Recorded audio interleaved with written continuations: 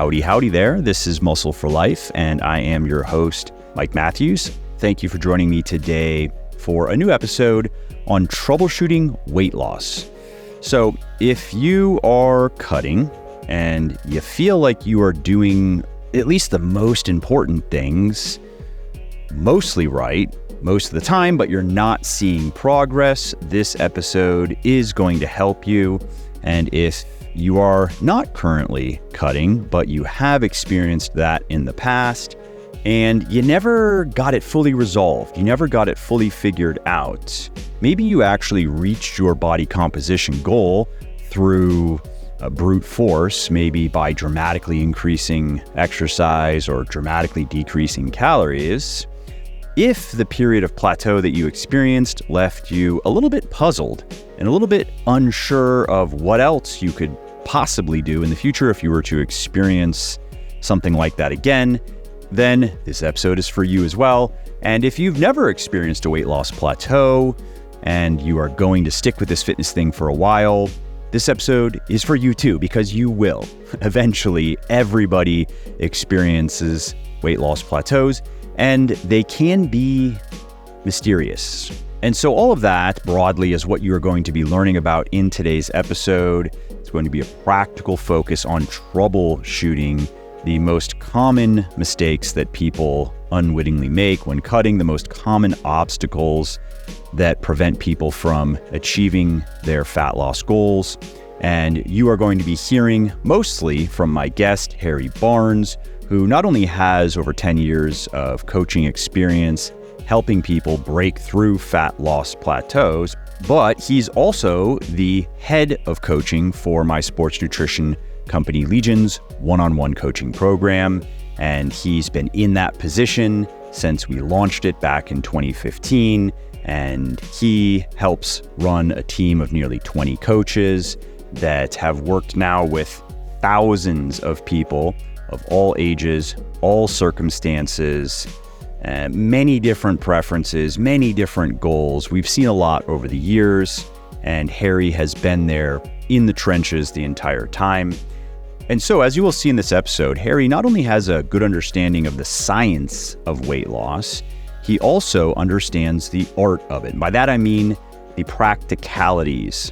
He has a very pragmatic perspective and approach, because sometimes what is theoretically optimal, which you could find in research, is practically suboptimal because, for example, someone you're working with is not going to be able to stick to that theoretically optimal approach. And so you have to be able to find the right balance of compromises that allow that person to actually reach their goal. And then that person's basket of compromises may not work for the next person that you are working with. For that person, you have to tweak the dials in different ways, and so on and so on. And again, Harry has been doing this for a long time. And in this episode, he is going to share some of the biggest insights he has learned along the way. Before we get started, how would you like a free meal planning tool that figures out your calories, your macros, even your micros, and then allows you to create 100% custom meal plans for cutting, lean gaining, or maintaining in under 5 minutes? Well, all you got to do is go to buylegion.com/mealplan, buylegion.com/mealplan, and download the tool. And if I may say, this tool really is fantastic. My team and I spent over 6 months on this thing working with an Excel wizard, and inferior versions of this are often sold for $50, $60, even $100. Or you have to download an app and pay every month, or sign up for a weight loss service and pay every month $10, $20, $40, $50, even $60 a month for what is essentially in this free tool. So if you are struggling to improve your body composition, if you are struggling to lose fat or gain muscle, the right meal plan can change everything. Dieting can go from feeling like running in the sand in a sandstorm to riding a bike on a breezy day down a hill. So again, if you want my free meal planning tool, go to buylegion.com/mealplan, buylegion.com/mealplan, enter your email address, and you will get instant access. Hey, Harry, thanks for taking some time to come and talk with me and the listeners. Yeah, no problem. How's it going? Pretty good. Is this our first interview, I think, right? Yeah, so I know obviously chatted between, but I don't think we've kind of formally sat down and gone through. Formal interview. I mean, we've talked about many things over the years, but formal interview. Well, cool. I'm glad that I think Army brought this up. So thanks to Army for the idea. Because when you brought it up, I was, that is a good idea. One, having you on the podcast is a good idea, and two, this is a good idea for the topic. So I'm looking forward to getting into it. And for people listening, the topic is going to be, I guess you could say broadly, troubleshooting fat loss. So let me just give kind of the circumstances, and then I'm going to turn it over to you, Harry. So sure. Let's talk to people who generally know what they're supposed to do. They understand energy balance. They understand macronutrient balance. They don't have any delusions about what it takes to lose fat, and they are dieting. They're trying to lose fat. Maybe they've had some success, and then now they're not. Or maybe this is in the beginning and they haven't really even been able to achieve much success yet, despite, they think, doing what they're supposed to do. So they believe that they are maintaining a consistent calorie deficit ultimately, one way or another, however they're going about it. They think that they're doing what they need to do to accomplish that, yet they're not getting the results that they want. How do you go about troubleshooting this with clients? Because you see this regularly in your work, and you've seen it, I'm guessing, hundreds and hundreds of times over the years. Yeah, or thousands. Yeah, exactly. Yeah, so pretty much everyone, especially when it comes to fat loss, pretty much everyone who comes into the coaching service or chats you one-to-one, when you look at their typical week, typical month, there's probably one or two big things that's usually holding them back. Something very specific like stress eating after work a few times per week. So the main things before, like, it is important, of course, to go through like good program design, make sure they understand, how energy balance works, getting those lifting plan in place, daily activity. But once that's set in place, which is people can do quite straightforwardly with the blog and books and so forth, it's then going to be looking at like the main couple of things that are tripping them up and kind of working backwards from them. So if, for instance, someone is, let's say, stress eating after work 2 or 3 days per week, and it's quite significant enough where it's putting them a couple of thousand calories in excess 2, 3, 4 days a week, I would look at something like that and think that's going to be the biggest ROI for this person. If they can get that in check and their goal is to lose 30 pounds, they might get 20, 25 pounds of that off just getting that one thing in place. And working, once you've identified what that one thing is, or two things, then usually working upstream. So if someone gets through, you can almost imagine it in real time. If you put yourself in the position of that person's position, they would walk through the door, stress eat for however long, and not feel great, and then probably rinse repeat a few times a week. So we'd look at that instance as, hey, I'm overeating pretty dramatically at 6 p.m. a couple of times a week. What's happening the 1, 2, 3, 4, 5 hours leading up to that?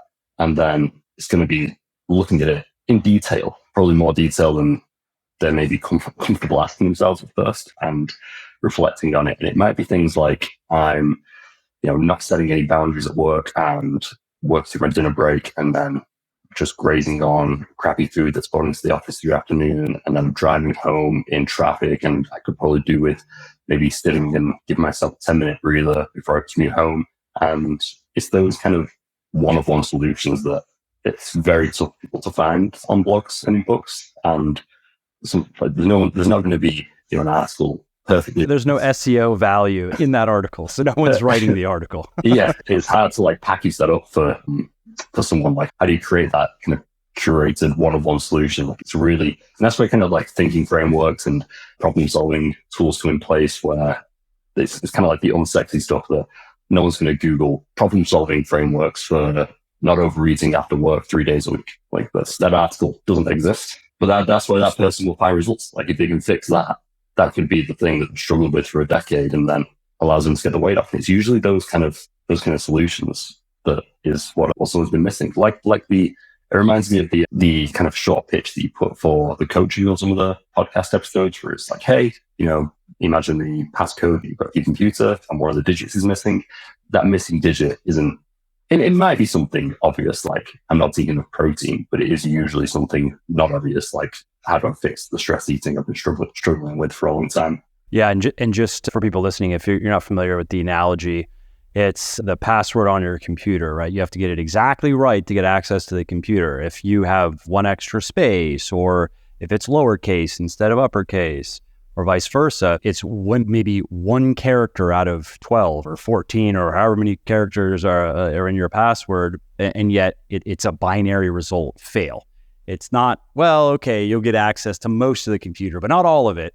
It's no, you're just denied access. So similarly, especially in weight loss and in fat loss, it can be very binary where you're doing the most important things. You're doing most of them well, but there's this one thing that you're really not doing well enough. And unfortunately, that one mistake is enough to deny you access to consistent fat loss. Yeah, absolutely. And I think one of the other skills that, again, I've not really seen this anywhere, but it's maybe just intuition from working with so many people, is kind of almost looking to like all those skills across a given week, like all the skills someone needs of like good organization, good problem solving, like how to be in tune with how much stress you can tolerate, like all these not obvious skills that make or break someone's results. Like as you start digging into this process and looking at where people are screwing up and like what's stopping them from getting the results, they might be sometimes those uncomfortable conversations and realizations where, I am only a 2 out of 10 at managing my stress. And like getting that in place first, identifying it and seeing what it's going to take to get to a 3 out of 10, a 4 out of 10, a 5, it's just not obvious where the solutions are to people. But once you find it and start to get a better understanding of where your skill set is lacking, and then it becomes clearer what the next step is going to be. And not to make this a thinly veiled pitch for the coaching service, but this is one of the big, I would say, probably actually one of the biggest areas of value in, it could be our coaching or any coaching that is a high quality coaching service. It's not giving you a meal plan to follow. Like that's fine, that's good. But like you mentioned, or somebody could just go to our website and just read a blog article too and make a meal plan for themselves. They could even take that diet quiz you put together, and it gets them probably at least 50% there to just having a meal plan. Same thing with a training plan. Yes, that's important. It's what does it take in terms of non-obvious habits that often tie into attitudes and beliefs and other kind of subjective, psychological, emotional elements that come into play that determine whether you can succeed with any meal plan, even the best meal plan that on paper you love. It checks every box for you, and the training plan on paper you love. But as you mentioned, I think it's just a point worth emphasizing, is that to be able to put it all together and to be able to consistently do all of the tasks that culminate in successfully following a meal plan. It doesn't mean perfectly, but successfully following a training plan. It encompasses, I think, quite a bit more than many people realize if they're new to everything that we're talking about. Do you agree with that? Yeah, it is. And also some of the things you mentioned, then it reminds me of like almost how you might approach like writing on user experience, where you've got someone who, whether they're new or experienced, because even experienced people can fall into some of these traps as well. It's just a more like intelligently put together on and off approach that they might fall into. Like if we've got a client where I'm trying to figure out what they're struggling with and what's stopping them from getting results, I would start really broad and just get everything on paper, realistically, starting with behavior side, like how often can you train, like how much time do you have to prepare food, what does an ideal meal plan look like on paper, what does an ideal training routine look like. This is usually the first question I speak to people about on their intro call when I'm working with them is, a year from now, what does your ideal routine look like day to day? Because, we can set it's kind of like the main point in the start of Atomic Habits. Winners and losers have the same goals. The goal is kind of, that doesn't get us there. It's figuring out like what you can actually sustain day to day and what it's going to look. So yeah, with a client, I look at their entire routine, once we've got a good idea, like a rough draft based on what they've told me, get a rough draft in place. And then during the first couple of weeks, almost again, from like a user experience approach, look at it, just every facet of it. Like how is, say they're going to the gym 4 days a week, how are they feeling after each workout? Which exercises do they enjoy more than others? Which ones don't feel comfortable? Are they enjoying training at that time of day? Just going through all these things which are going to make it stick long term.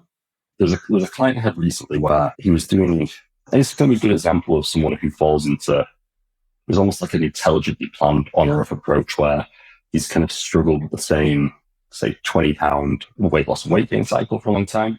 And he had a really good routine in place on paper and everything looked great. But a small shift from, say, 3 or 4 really taxing free weight exercises every day to 1 or 2 free weight exercises and a couple of machine exercises, he suddenly felt like half of stress when he left the gym. And it was just that reflection of like, where is the stress coming from? What's causing you to feel fatigued at the end of the day? And it was just going through each of those variables of his routine, his diet, even outside of that as well, like work stress. Is he, again, setting little breaks through the day? Is there any, not to get outside of scope, we wouldn't start talking about relationship issues, of course, but just seeing if there's any big picture stuff that's going on where it's like screwing up his sleep or his recovery. And again, just slowly reversing them and putting the building blocks in place to get the habits that are going to lead to that ideal routine in 12 months' time that's going to sustain the 20-pound loss, as opposed to follow a really well laid out plan, ignore some of those subtle issues like it's actually a little bit too stressful, and then it's not going to be a crash diet per se. There's a kind of effect that's going to happen, but it's like that effect just stretched out over several months where it's slowly going to fall off again and then slowly come back on board. So yeah, it's not obvious. They're trying to just have a lot of good reframes and ask a lot of good questions about every part of the process as we go. Before I forget, you mentioned about meal planning as well. Again, so we have a good meal plan in place, and some of the questions we may ask them is to get them away from looking at it as the goal is to stick to the meal plan. It's like we'd ask them questions of like, how are you enjoying each meal? Which ones do you need more variety? And then we can get to the habits which are going to stick. Like I can't have the same breakfast every day forever. I need 3 options for lunch. I need 5 options for dinner. And just make sure that, again, kind of asking themselves the right questions and focusing on the right things as you go about the process. And just to bring this back to, again, this theme of troubleshooting and just speaking to people listening who may be stuck in a weight loss plateau. And if they haven't experienced this yet, listener, you will at some point. If you do this long enough, and if you go through periods of, let's say, lean bulking and cutting because you're building up your physique, and now if you're just going to maintain forever, then no, you're fine. But if you're gonna go through at least several rounds of losing a significant amount of fat, inevitably you will run into weight loss plateaus. And so the first thing you mentioned was stress eating as just in your experience working with a lot of people as a common obstacle that is a good example of something that in a relatively small amount of time, unfortunately, from a fat loss perspective, you can undo all of your good work throughout all the rest of the week. And it's kind of obnoxious that it's true, but it just is that way. You know, you're so good all week and you're sticking to your plan, and in what is cumulatively, maybe it's 30 minutes. Maybe that's the time it takes throughout the week, right? So you have like 3 episodes of you come home and you eat some stuff that maybe it was not on your plan and it put you into a surplus, and it was 5 or 10 minutes per session, so to speak. So in the 15 to max 30 minutes a week, you've completely negated your fat loss for the week. And I'm assuming that stress drinking is another one, especially with calorically dense, like maybe wine. Yeah, it can be. If not, I mean, again, I'm deferring to you here. I'm just thinking with things that I've heard many times over the years where it's, you know, it's like a joke now where I'll tell people, just sometimes in the gym, you know, you get to know people. And I can think in particular one guy who wants to lose weight and he asking me, should I do keto? Should I do this? Should I do that? Right.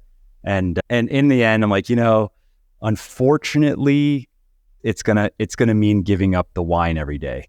That's realistic, because I mean, he was drinking way too much. I was like, you're gonna have to cut that way back. And I know that's what you don't want to hear, but unfortunately, there's really no way around it. So yeah, that's a good example of, again, where it can be case by case. There'll be plenty of people who they can just stop and start it okay, and then other people where clients who do get, say, 10% lean, and they can diligently just have 100 calories of wine with the dinner each night. So it's very case by case, and again, asking them what it looks like long term, and then as we go about those changes, like if that guy, for example, was having, let's say, 4 glasses of wine several nights a week. Yes, correct. It cannot just be like, one serving, maybe not every day, maybe every other day. No, it needs to be like a bottle a day or something. Yeah. They're the two things that come to mind are whether it's alcohol or overeating on the weekend, whatever it is, the kind of 5 whys approach, which is like an asking tool, is in a lot of like coaching courses and so on, where when a client presents something like that, it's like, oh, why is that happening? Oh, tell me more about that. Why is the root cause of that happening? And that's when a few of those layers down, you start to get to, like I actually freaking hate all my coworkers and I'm just 10 out of 10 stressed at the end of the day. It's now we're getting somewhere to like see where some of the adjustments can be. And practically speaking, how do you make some of those adjustments? Because that's too much stress is a very common problem. I'm sure a lot of people listening are dealing with this, even if they're not dealing with a weight loss plateau. So practically speaking, how do you help people mitigate that? Because that's a good example. Okay, it's my coworkers that are giving me all these problems, or maybe it's going through a rough time with a significant other, or point being, it's not like it's just a lever you can pull. Okay, we'll just turn that off. Just stop interacting with your coworkers or your significant other, and then you're fine. Yeah, there you go. Then you're fine, and you'll stop stress eating and you'll get lean. Yes, again, it is case by case. A lot of the start of that conversation would be certain clarifying questions, like exploratory questions, seeing what solutions they've found useful in the past, seeing what it maybe just strikes them as good instincts, like, this would be an obvious solution. Like there are various options in terms of like where they're located in the office, things like that. And then once you've like brainstormed on a few solutions, pulling them down, going through them and maybe trimming it down to the 1, 2, 3 solutions that they're kind of most warm towards. And then if needed, breaking those down a little bit finer until they feel like, yep, that change is the one of those 3 options that feels the most realistic. And, I'm in 8, 9, 10 out of 10 confident I can make that happen. And then from there, it would be get that adjustment in place, give it a week, 10 days, whatever the time frame makes sense to review it for, and see how it sticks. And whether it kind of goes both ways, whether it's building a positive habit for someone brand new or trimming away a negative influence. The same thing is just looking at breaking it down smaller and smaller and smaller until it feels like a 10 out of 10 doable task. And then you've almost got the thin end of the wedge. And then you know what the thick end of the wedge looks like. It might be no drinking. The thin end might be 3 glasses instead of 4 glasses a day. And then it's like 2.5 glasses, 2, 1.5, 1, and just working it up with a frequency and readiness and willingness the client is wanting to do. So that's stress calories, let's say. And so let's say that's not the issue. Again, we're stuck on a weight loss or in a weight loss plateau, and we're trying to troubleshoot here, and it's not stress calories. What's another common, if we were to view this as a flow chart, basically? Okay, no, it's not that. Where does this lead to next commonly? Yeah, so the kind of main 3 steps, like that process, if a challenge to a client agreed that, yes, it's going to be a plateau, the main thing is the first step would be address consistency and accuracy across the board with everything. Starts with the more obvious and go into the more subtle things. So the obvious ones would be weekdays versus weekends. Are you using a food scale or reliably using like portions of a total packet when you weigh out meals? Are you tracking condiments, coffees, butters, oils, all those things? Is there any day-to-day differences in terms of how consistent you are with those measuring tools? And then maybe a little less obvious might be if you go to a certain restaurant the same day each week, is the way the meal's prepared obviously different? Is someone else cooking any meals for you at home? Are you chopping and changing between different brands of, say, rice or whatever it is? The calories are actually quite different, all the portions that they present on the nutrition label. So it'd be kind of running the list of those, just trying to exhaust everything. And again, asking if it's a two-way conversation, asking what they feel some of the more obvious ones might be, or where they may be being less attentive and diligent than they were a few months ago with tracking, and just trying to troubleshoot that. And that might be kind of where the end of the line is like, oh, I'm obviously having like 200 calories extra of butter every day. Okay, that's the obvious thing for a start there. That's an easy win. Yeah. Yeah. But if all those are okay, then the next step would be kind of presenting the options for change. So you're kind of taking the personal stuff out of the equation with like stress tolerance vary between different people on paper. And if this was to apply to BLS and TLS routines, it might look like the kind of full list of adjustments would be all the way up to, let's say, 5 lifting days a week, 5 cardio sessions, and somewhere in like the 10 to 15K steps per day range, and then all the way down to around BMR and the calories. That might be the ceiling for all those variables.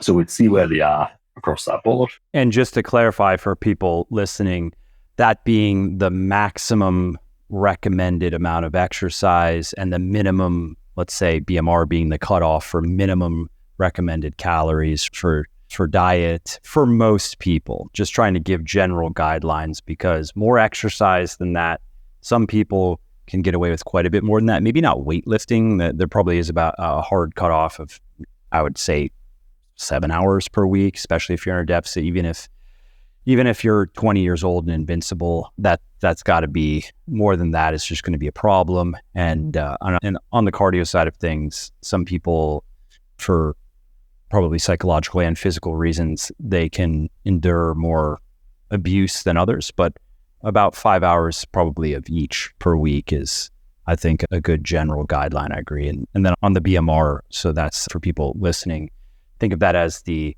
amount of calories that your basal metabolic rate, or it's not exactly the same as resting metabolic rate, but you maybe have heard resting metabolic rate more often, and that's the amount of calories your body burns over 24 hours at rest. So if you were just to basically lie in bed all day, how much energy does your body burn?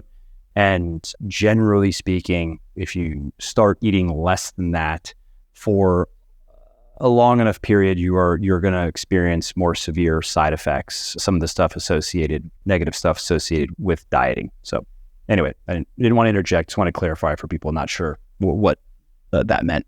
Yeah, sure. So let's assume they have, yes, their diet is not the problem and you don't see any issues there. Yeah, so got past that first step. Consistency, accuracy, especially on the nutrition front, everything looks great. They're not missing workouts. Second step would be, again, then looking at, and this would also be probably giving it a good amount of time, like a solid 2 weeks to identify water anomalies. Like, we're happy with how the data looks and agreed, yeah, we're at a plateau at this point.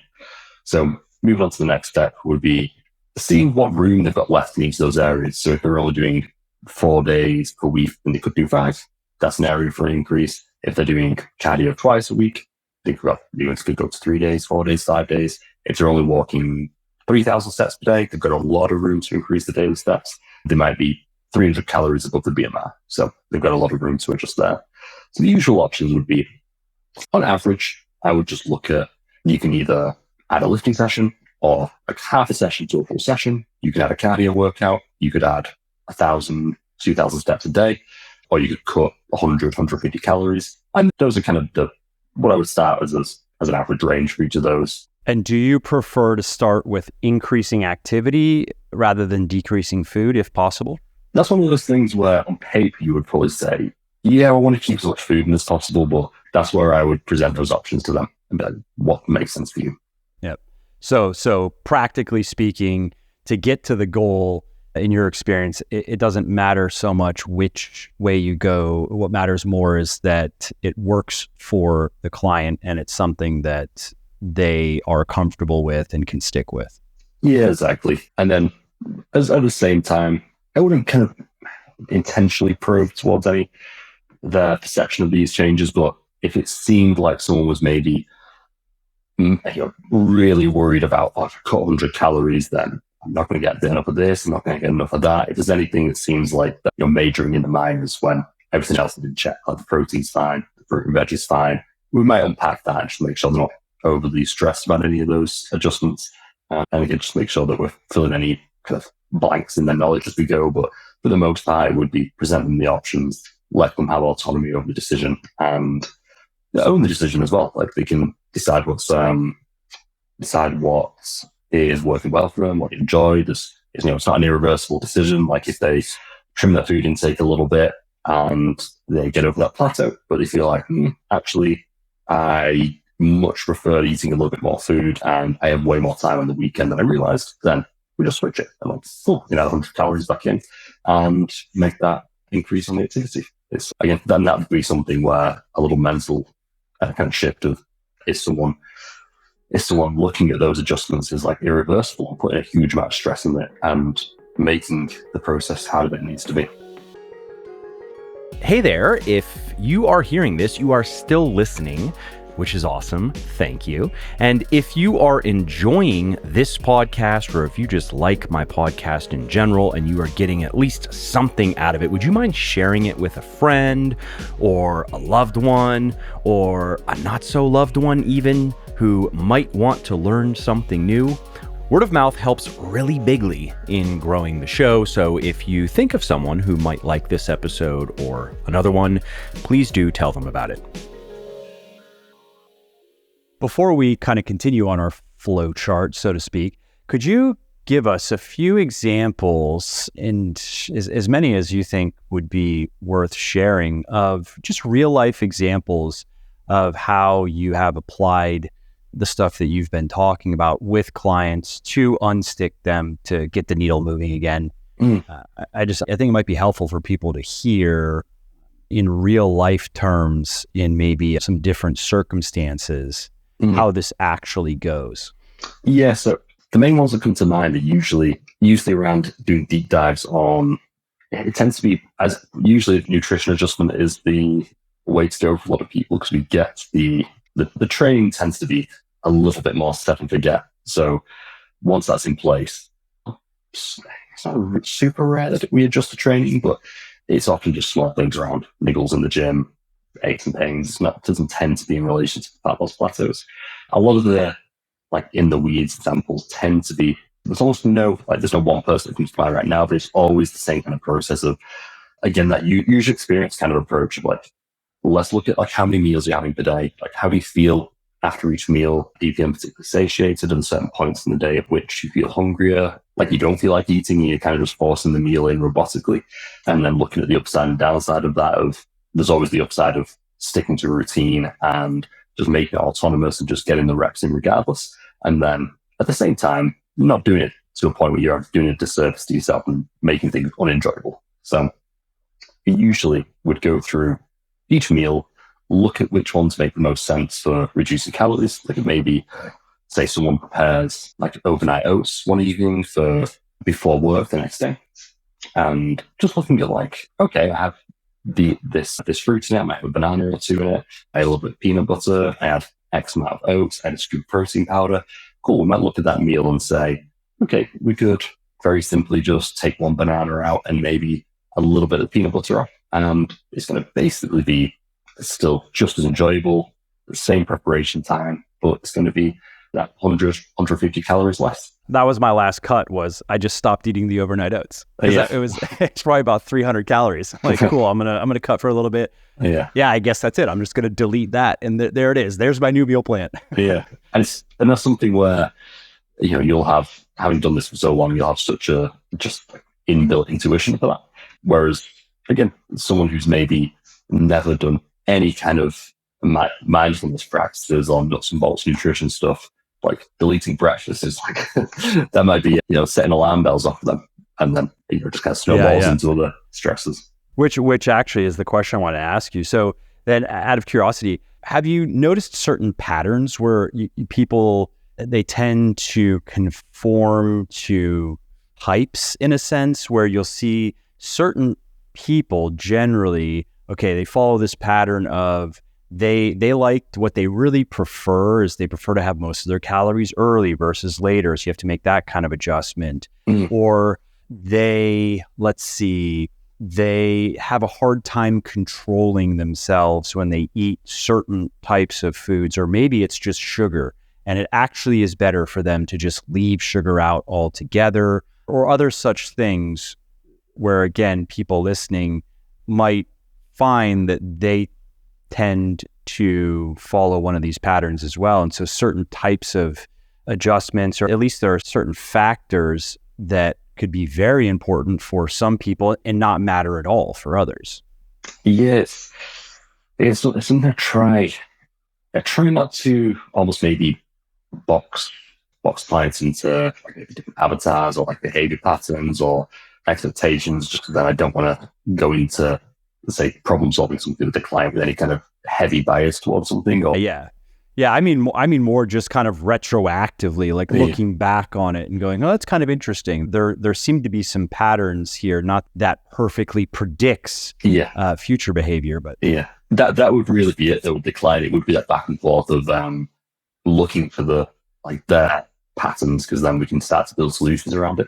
Because we all have a lot of overlap, and individually, we're all very messy in our own ways. But there is a lot of overlap between people in these instances, especially when you take, say, somebody who's middle-aged, family life, career focused, struggling with the weight for about a decade. There's going to be a lot of similarities, but then just the main differences between all those people. So the same kind of thing again is we'll have that back and forth and maybe go right back to the start and look at the main 1-2 pain points that come to us with, and look at why those are happening over and over again, and try and look at maybe both the in the trenches day-to-day things that, again, I'm stress eating after work, these 2 or 3 triggers throughout the afternoon, every day, the things that I need to get in check and address. And then at the same time, just seeing if there's anything that bleeds over everywhere else, because then that might help us see, oh, this time I am someone who maybe struggles with all or nothing thinking a lot more than I realized. So just trying to look at maybe the presentation of those habits or issues that recur, and just trying to, again, always those staying in the scope. I'm not therapists or doctors, but just trying to see where any of those habits and behaviors recur, so that you can see that might be that same issue might crop up in various other places in their life. And that's something where we can maybe put some preventative measures in place to help them avoid being too all or nothing with it. That makes sense. Let me come back to the exercise and to that dial, so to speak. So there's the frequency, there's the duration, and then there's the intensity. Particularly with cardio, people will ask me this. They'll understand that, okay, so let's say I'm doing 5 cardio workouts per week, or maybe even 7 though the duration and the intensity is also calibrated properly. But let's say they're going on, I'm doing my 5 cardio sessions per week. Can I make those sessions longer? Can I make some of those sessions some sort of high intensity? Maybe it's sprint training or high intensity interval training. How do you normally approach the cardio in particular? So similar to lifting, we would start with, much like you recommend on podcasts, books, a steady mix of mostly moderate intensity, a little bit of HIIT training if you want to, and then a solid step count each day, which as a floor might be 7,000 steps and ceiling 10,000, just make sure you stay in that range most of the time. So that might be a good on paper place to start. So depending on how much back and forth I've had with a client, we might put something like that in place if they've noted down they have that capacity and willingness on the consultation form. But then again, when we go through that first conversation, before diving into those variables, and this again applies to the nutrition, the training, the cardio, it can be very easy to kind of jump into those burrows and rabbit holes of, let's discuss the frequency, the duration, which exercises you enjoy. Before all of that, I would probably go level above and look at some of the broader behavior change things of what do you enjoy the most? What have you stuck to the most in the past? What's realistic with your routine? Are there any habits or things on the edges of your training sessions that make it easier or harder to get in? And then relating that to that goal, if you have, say, a more advanced lifter who, again, has maybe been following BLS for 5, 6, 7 years and they want to cut, they might be in a position where they suddenly have a very stressful job or personal circumstances have changed, and maybe just fluidly following BLS where they can kind of just go in and enjoy getting a pump and keep the intensity a little bit lower might be perfect for them. So jumping into the weeds of exercise selection and so forth. For that person, might be, again, they might almost be majoring in minors, even though on paper for pretty much everyone, those things are important. So it's a little bit of investigative work right at the very top. And then I would go through like cranking those dials up and down according to what makes sense for them. And with the cardio and with the higher intensity stuff in particular, again, I'm just thinking with the questions that I often get asked. Yeah. How much, if somebody, you said if they want to do it. And so first I wanted to follow up on that because, there was a time going all the way back to at least the first edition of Bigger, Leaner, Stronger for sure. I think the second edition, where I was pretty bullish on high intensity interval training. Some of the research that was making the rounds at the time looked very promising, that you didn't just have the additional calorie burning, but you also had some other mechanistic stuff going on that meant you were burning even more body fat in those workouts, and that your post-workout body fat burning was higher as well. And now you fast forward to today, and the fourth edition of that book and also of the women's book is the cardio recommendations are very different, basically in line with what we're talking about. And unfortunately, even there, I was just recently looking at some research showing that the way that most people do HIIT training, unfortunately, when you look at the total calorie expenditure per unit of time, it actually isn't even that much higher because of the rest intervals. If you're in really good cardiovascular shape and you can do long sprints and relatively short rest intervals, then of course, you're gonna burn more calories in 15 minutes of that than 15 minutes of zone 2. But if you're not in great cardiovascular shape and you're doing relatively short intervals with equal or longer rest periods, then unfortunately, you're not even getting really additional calorie burning out of it.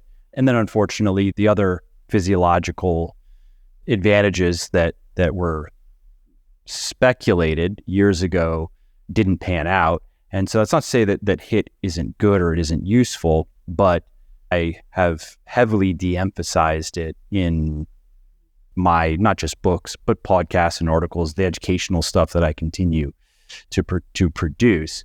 And so anyway, when you're working with clients and if they want to do it, then do you have a ceiling on how much you recommend that they do of high intensity stuff?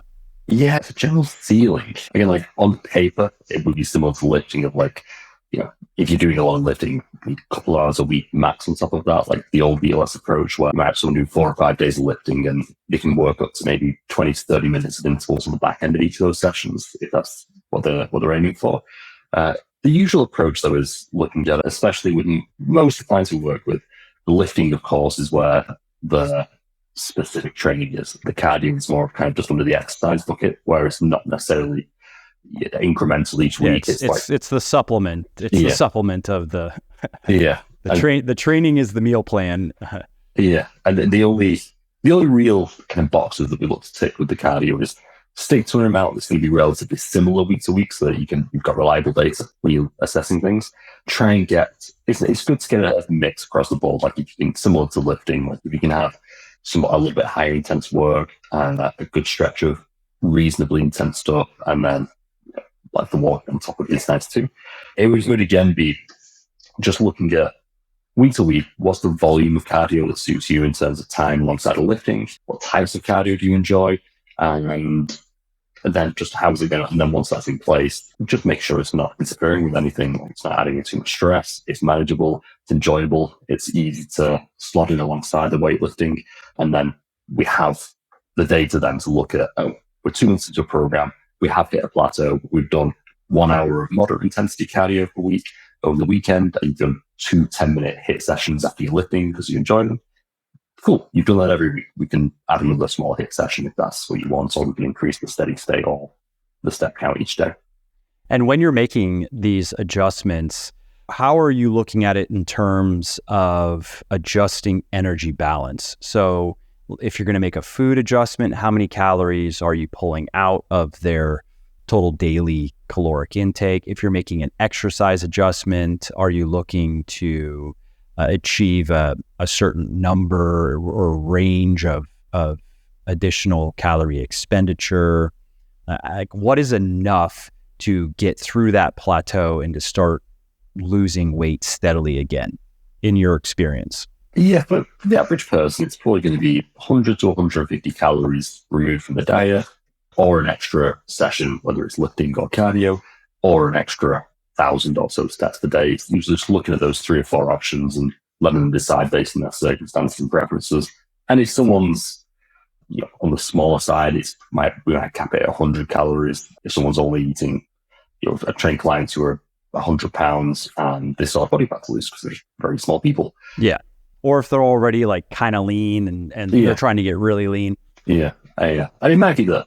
And then this would probably be a decision on their part of, I would actually prefer to maybe just cut like 50 to 100 calories and get my walking in, because then you can start looking at other questions, which are going to be, again, kind of one-of-one solutions to them, where they might start to build up the intuition of, as I get deeper into a cut, I start to notice my sensitivity to stress goes up. I prefer getting outside more. That's more important to me. So the step count makes more sense than the cardio in the gym. It might even be that we have to make some really nuanced changes that deep, where we maybe even reduce the lifting volume a little bit if they're not recovering from it, and increase the step count, because that's the thing that they feel can kind of just keep going with without any stress. So it's also a good lifestyle habit.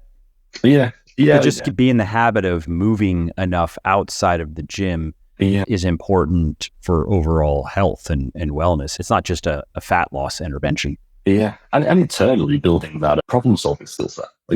People, if you reverse engineer those things, you can apply it to like issues of work and like issues with, maybe the relationship I have, my lifestyle with my friends and others, not where I want it to be. Like, what solutions can I put in place? I can do more of this, do less of that. I can ask questions of what people want from me, more or less. It's a good, good kind of a mental framework for thinking about things.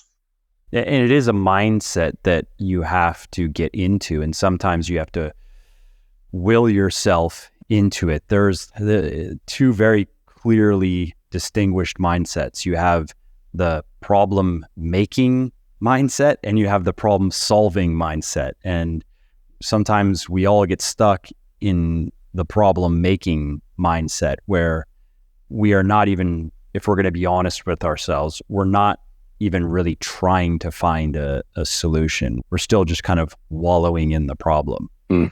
Yeah. And it's, again, that's where some of the almost vulnerability of coaching happens, where when you're talking with someone, looking at, again, going back to that same example, maybe someone who's stress eating after work and they've been thinking for years, like, if this person wasn't at work, if that person wasn't at work, or if I didn't have a boss that forced me to go do these things. And it's like, it takes a long time to make that shift of like, maybe this is on me to fix.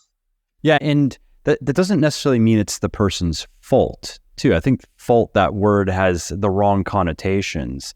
It's you could say it's on them, or it's their responsibility to do something about it, even if it's not their fault per se. In some cases, it is our fault. Sometimes we make bad decisions, we do stupid things that create stupid problems, and then we have to fix them. Okay, fine, that's our fault. But other times it's not so cut and dried. We find ourselves in situations that seem out of our control, and anyone and the most objective observer would be hard pressed to explain why it's our quote unquote fault. And that's okay. I think it's important though to understand that if you say, okay, it's my responsibility to fix this, I'm going to do something to fix this, that isn't also saying, oh, well, this is all my fault and I'm wrong because of, the outcome. And it's just a mindset point that I personally have found helpful in dealing with difficult situations. Yeah. Yes, it seems small, but that's one of those really significant shifts that can overhaul the trajectory of someone's willingness to change as they go through all these uncomfortable shifts. And it does present a good opportunity for, improving our self-talk, how fairly or unfairly we judge ourselves because of those decisions. And as a result, decisions we make thereafter. It does present like, there's always going to be that initial discomfort of realizing, not necessarily realizing, but thinking over like, what could I have done better here? What could I have done better there? Which I think that's useful too, personally. I mean, I am a big advocate of thinking that way. Again, without blame or fault or guilt, but objectively assessing a situation and asking, so did I do something to contribute to this situation? Even if it is in an oblique way, it's indirect, could I have done something differently that maybe would have improved the outcome, would have averted some element of whatever happened? And then what lessons or what lesson can I learn from this? What's something I can take away from this to avoid getting myself into the same situation again?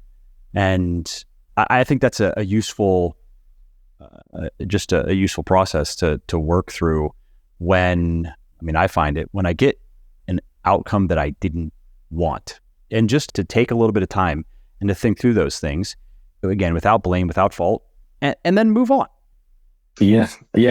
Kind of going back to, I think one of the questions you asked before about if there's any maybe recurring themes with clients or similar trends, that is something where someone can identify something that's come up over and over again. And once they go through that initial, maybe internal discomfort and start to kind of ride the wave and not maybe allow themselves to get pulled into those rabbit holes of like stonewalling or negative self-talk or so on, and start to move towards being objective, it's actually that can be life-changing for a lot of people. And they realize that, like, oh, maybe I am a little bit more all or nothing with some of my behaviors. And if I just acted a little bit more in the middle on some of these things, I would, have A outcome there and B outcome there. And it would be, not as, maybe not quite as a dramatic shift as I expect. Like just a couple of small adjustments to what I'm doing day to day could be that missing digit on the password that unlocks that binary difference, that 5% shift. I want to come back to something you mentioned, which is, you didn't say the word overtraining, but many people, when they hear you or anyone talk about when you're doing too much, and then they think of that as overtraining, which if we look to scientific literature, overtraining syndrome is much harder to achieve than many people think. However, you can push things too far, especially when you're dieting, and you can experience symptoms, I guess you could say, that are related to overtraining. There's an imbalance in terms of stress and recovery. That certainly can happen. And practically speaking, what does that usually look like in clients? What are the symptoms? What are the red flags that when you start seeing these things, you know that, okay, we're probably redlining or we're getting close to it? And then what works practically speaking? And I want to throw something else out there just because it's related. A lot of people talk about it. It's still kind of controversial, reverse dieting, because many people would say, oh yeah, well, you just need to reverse diet. Like here are the things that you're going to share, signs that you're probably doing too much and you should just reverse diet. So you can comment on that as well as you were answering. Yeah, just to look at some of the maybe warning signs around overtraining or kind of issues that people fall into with that. Again, we would. And so it kind of depends on where a coach is with a client or a client in terms of how much reflection they've done as to what the issue is going to be. So when we have a client on the program, we might put them on a standard routine and a standard BLS, TLS routine, and we might find as we go that the overtraining actually shows up differently. Like as they get stronger, they might need to do a little bit less barbell work and barbell on the front end, machines on the back end. Some of those things we might kind of iterate through them as they come up. And what would occur to make you think of that? What feedback are you getting? Yeah, things like several weeks of training consistency, but then diet compliance is slowly slipping off. Recovery is slowly worsening. And when you say recovery is worsening, sorry to inject, I want to make sure I get these questions so I don't just forget them. But when you say recovery is worsening, what does that look like specifically? Because again, if people are new to this, they don't really know how am I recovered? I don't know. My muscles are sore. Is that good? Is that bad? Yeah. If you find that The soreness is probably worsening week to week, even though the training is very stable. If you find that your mood is generally getting a little bit worse, if sleep isn't as consistent, general stress levels are going up, irritability is worse, general mood and outlook is a little bit dampened. Any of those, and they might vary person to person. If you overtrain, your sleep might be terrible. If I overtrain, I may just get really stiff joints, for instance. Like, it can vary person to person. Yeah, joints were always a thing for me. Yeah. My joints it wouldn't feel good when I'm working out. Everything would just feel kind of stiff in between workouts.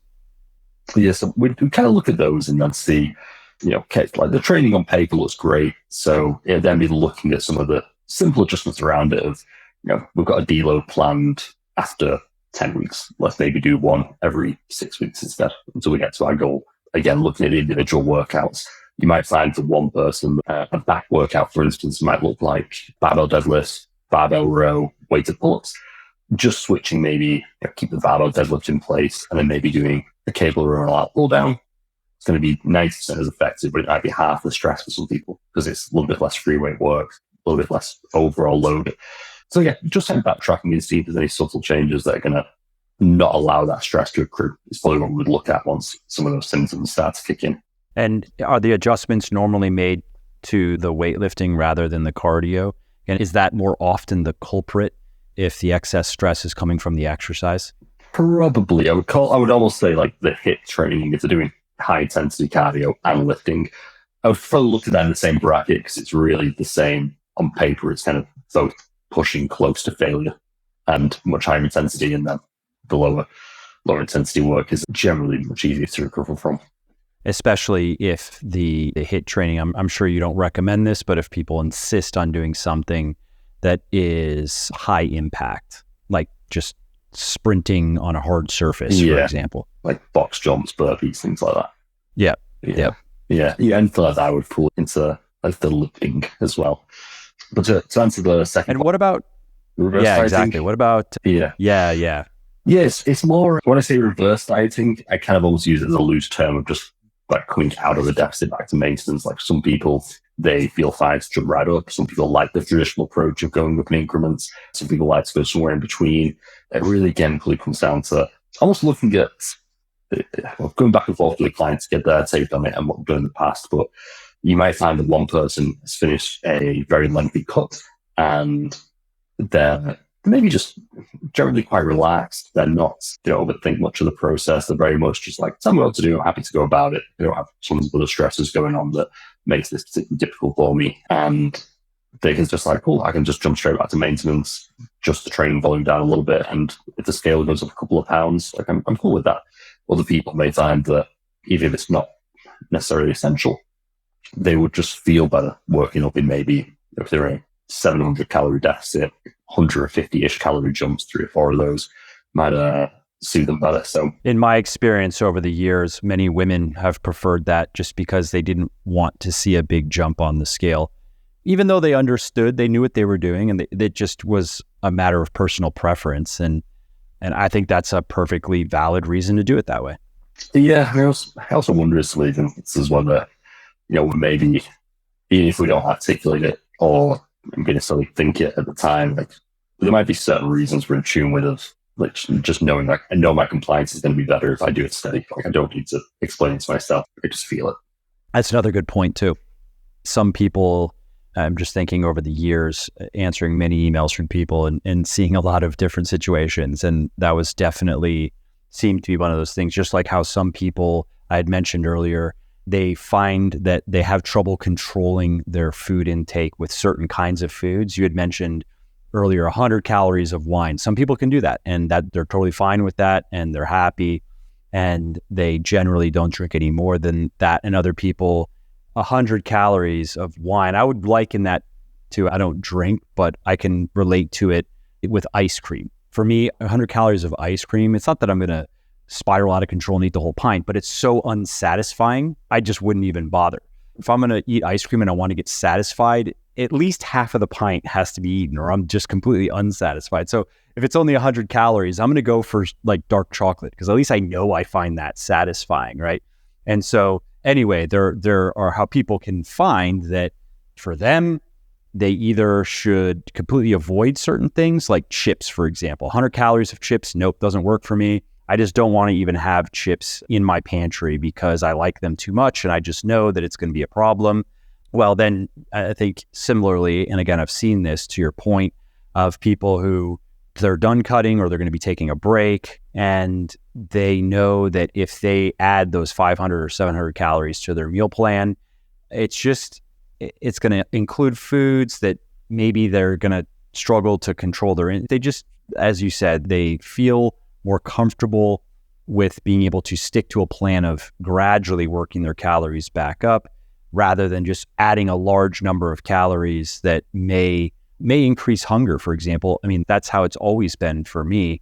Ironically, I experience more hunger when I'm lean bulking than when I'm cutting. Even if I've been cutting for a couple of months in the past, I've gotten pretty lean for photo shoots and so forth.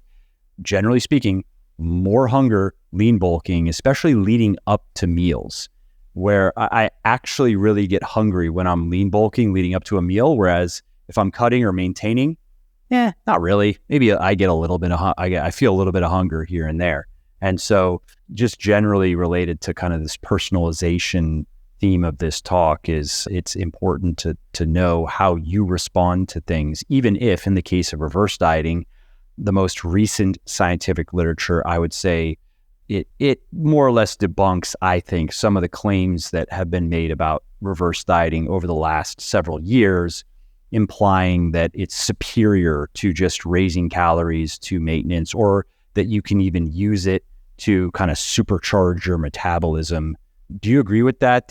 Practically speaking, working with people, have you found any form of reverse dieting useful? And let's exclude just bringing your calories back to maintenance, because I would say that's just bringing your calories back to maintenance. But aside from the people who just prefer to do it that way, I'm just curious, has it been a useful tool or not really? It's just for the people who don't want to increase their calories by large amounts overnight. Yeah, I think in the early days, before more of the recent research came out, people probably would have just done it out of more security. We know this works. We exactly, yeah. It's always out of caution. It's it's not going to hurt.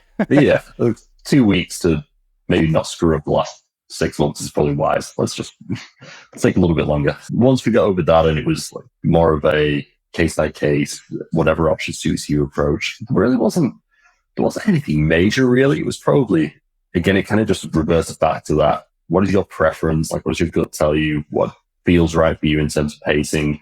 And because again, I think even if we didn't necessarily go back and forth with clients over, sure, maybe you'll get more food and be able to feel a little bit better in the gym sooner. Again, those things tend to just be more intuition, especially for people who, if they're at a point where they're doing a reverse diet, they've done at least a few weeks and months of this where they know the way around the gym, they know the way around the kitchen, they understand how to pace things both in terms of strength training and weight loss and weight gain. So they've got a good intuition of everything. And it's often those small upsides of, I may be able to get a little bit stronger in the gym next month if I just jump straight to maintenance instead of a reverse diet. It doesn't even tend to necessarily be a topic of conversation. It just becomes more of what suits me with this reverse diet, and not even necessarily trying to dig really deep into it, or fighting against someone if I really want to reverse diet cautiously. It's just whatever suits you. You're in the deep end of cut, you're stressed, we don't need to add more complication or friction to this. Our brains are just pattern recognition machines. We'll just do what feels best, and we have a few options in front of us.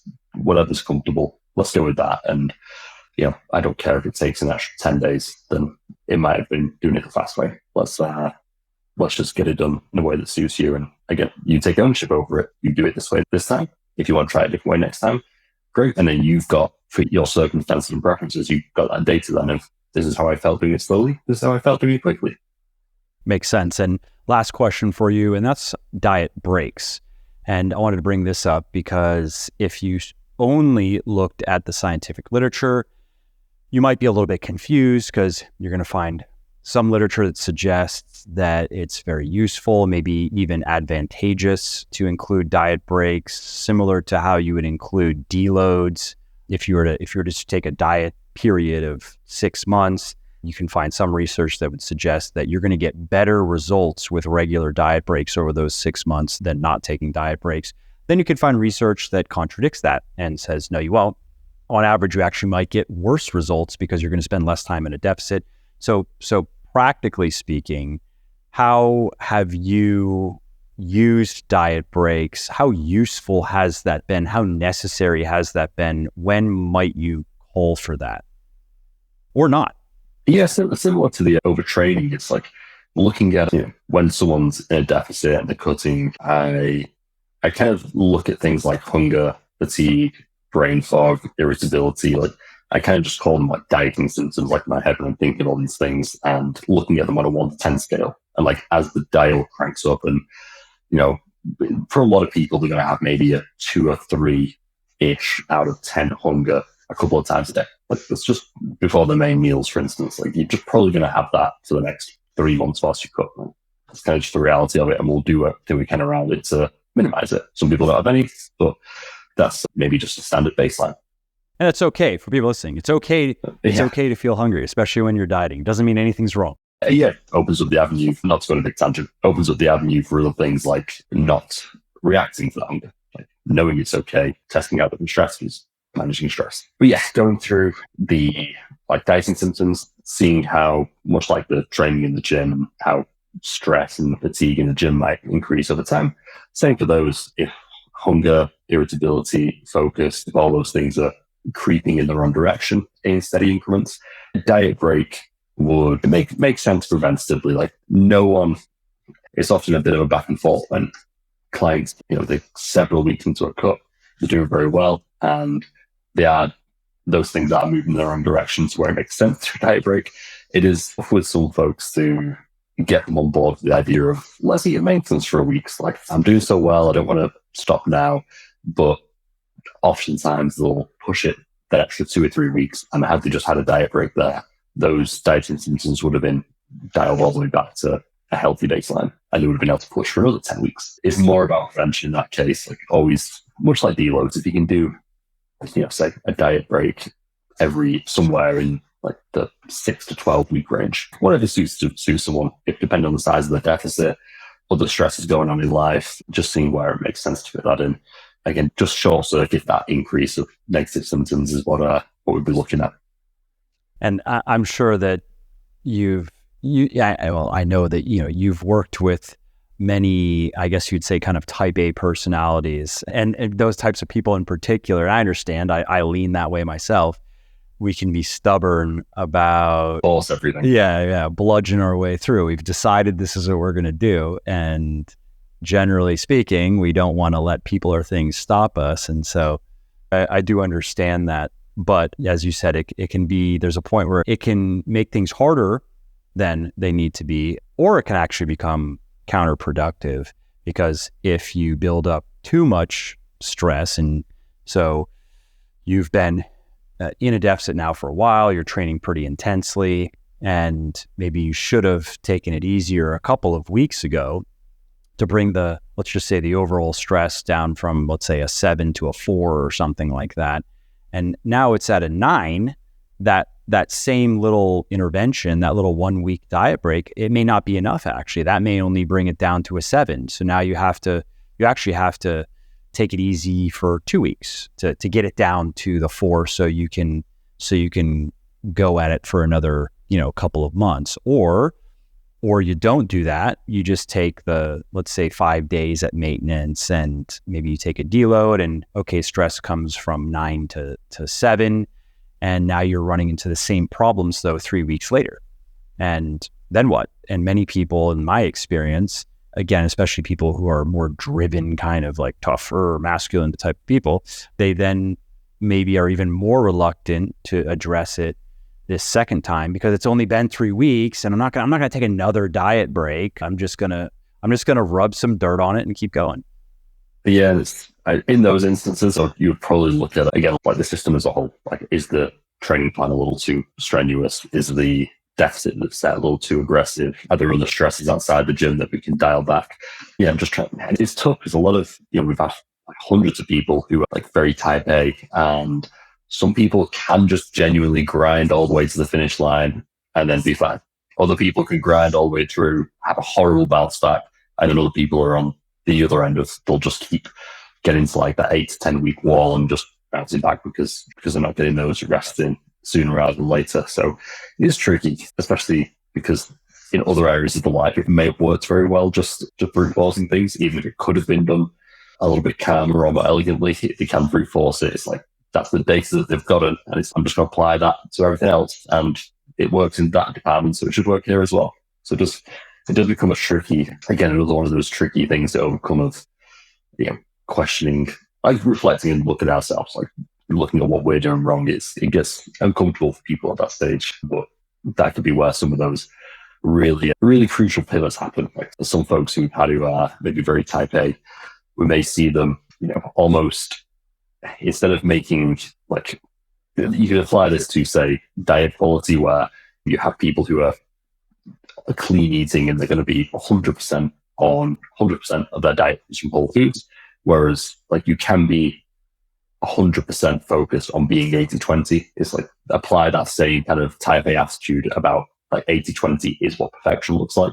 Make that the goal, because it's a small shift for some people, but it makes again, that could be the difference of like, yeah, I'm going to rest better than anyone else rests when I'm resting. Like that's how I'm going to be type A about this.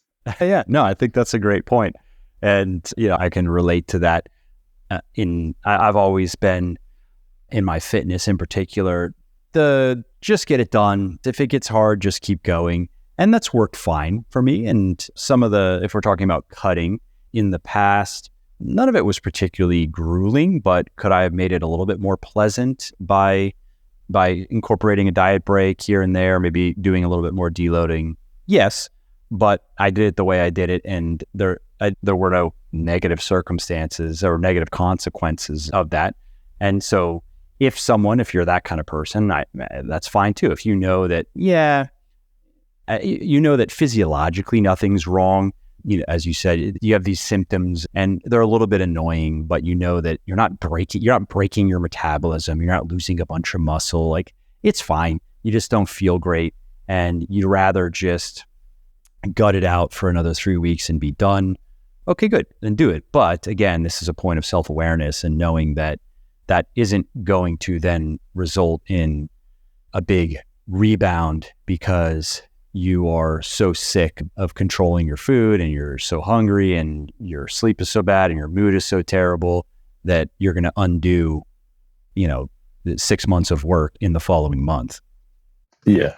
Yeah. And that intensity lever of like being more on a plan for a certain time frame versus not, like you can pull that as you want, and almost coming full circle to the conversation I have with people is like defining what things look like long term we're not looking at like what is a perfect day in a year's time. It's like, what is, a yearly cycle or a few years look like for you? And for some people, it may be, I'll just have like a nice maintenance phase. Say someone's in your position where they've built a lot of muscle, they've gotten as lean as they want. And for them, it might be, have fun just maintaining them for 10 months.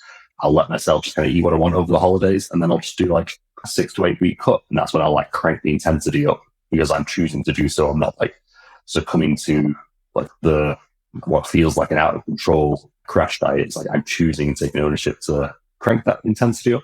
That's what I'm going to do. And then I'm going to enjoy it in a way that I enjoy it the rest of the time. And I can like paint that picture however I want and, change it whenever I want. As long as I can take ownership and it leads to the outcome I want, most of the behaviors are aligned. And that's what success looks like for most people.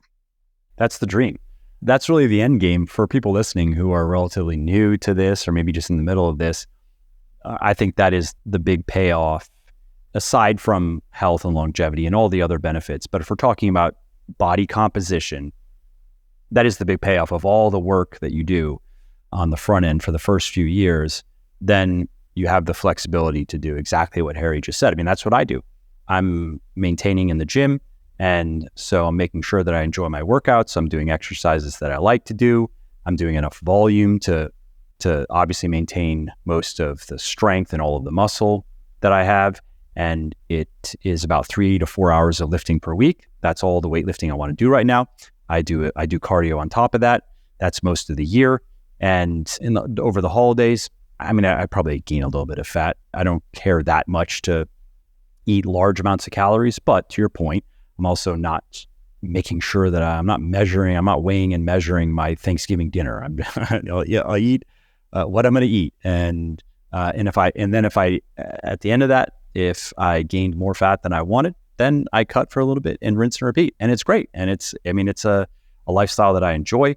And it's something that I'll be able to do, and you and everybody listening, we can do that for the rest of our life, and we can stay in really, really good shape doing it that way. Yeah, it is for most people. That is, the ideal spot where they just get to loosely maintain a BLS, TLS type routine.